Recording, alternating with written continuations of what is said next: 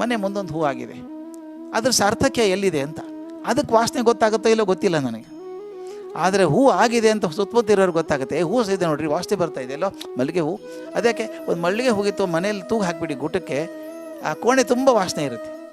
ಮುಂದೆ 4 ತಾಸಿಗೆ ಒಣಗಿ ಹೋಗುತ್ತೆ, ಅದು ಏನೂ ಪ್ರಯೋಜನ ಇಲ್ಲ ಅದು. ಆದರೆ ನನಗೆ ಸಂತೋಷ ಆಗೋದಂದರೆ ಬೆಳಗ್ಗೆ ಬಿಡಿಸಿದಂಥ ಹೂವು ಸಾಯಂಕಾಲ ಮುದುಡು ಹೋಗುತ್ತೆ. ಬದುಕೋದು 6 ತಾಸೋ 8 ತಾಸೋ 10 ತಾಸು. ಆದರೆ ಬದುಕೋ 8 ತಾಸು ಗೊತ್ತಿದೆ ಅದಕ್ಕೆ, ನಾನು ಜಾಸ್ತಿ ಬದುಕೋಲ್ಲ, 8 ತಾಸು ಬದುಕೋದನ್ನು ಗೊತ್ತಿದ್ರು ಕೂಡ ಕೊನೆ ಕ್ಷಣದವರೆಗೂ ವಾಸನೆ ಕೊಡುತ್ತಲ್ರಿ ಅದು.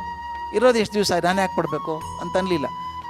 ಆ ಹೂವೇ ಅಷ್ಟು ಸಂಭ್ರಮದಲ್ಲಿ ಇರಬೇಕಾದ್ರೆ 60-70 ವರ್ಷ ಬದುಕುವಂಥವ್ರು ನಾವ್ಯಾಕ್ರಿ ಹೇಳಬೇಕು? 7 ತಾಸು ಬದುಕುವಂಥ ಹೂವೇ ಸಂತೋಷವಾಗಿರುವಾಗ 70 ವರ್ಷ ಬದುಕುವಂಥ ನಾವ್ಯಾಕೆ ತಲೆ ಕೆಡಿಸ್ಕೋಬೇಕು? ಇರುವ ಅಷ್ಟು ದಿವಸ ಸಂಭ್ರಮದಿಂದ ಬದುಕೋಣಪ್ಪ. ನಾಳೆ ಬೆಳಗ್ಗೆ ಬದುಕಿರ್ತೀನಿ ಅಂತ ಗ್ಯಾರಂಟಿ ಇಲ್ಲ. ಈಗ ಇದ್ದೀನಲ್ಲ, ಯಾಕೆ ಹೊರಗು ಕೆಟ್ಟ ಮಾತು, ಯಾಕೆ ಮುಖ ಸಣ್ಣ ಮಾಡ್ಕೋಬೇಕು? ಬದುಕೋಡ್ತೀವಿ, ಸಂಭ್ರಮವಾಗಿ ಬದುಕೋಣ.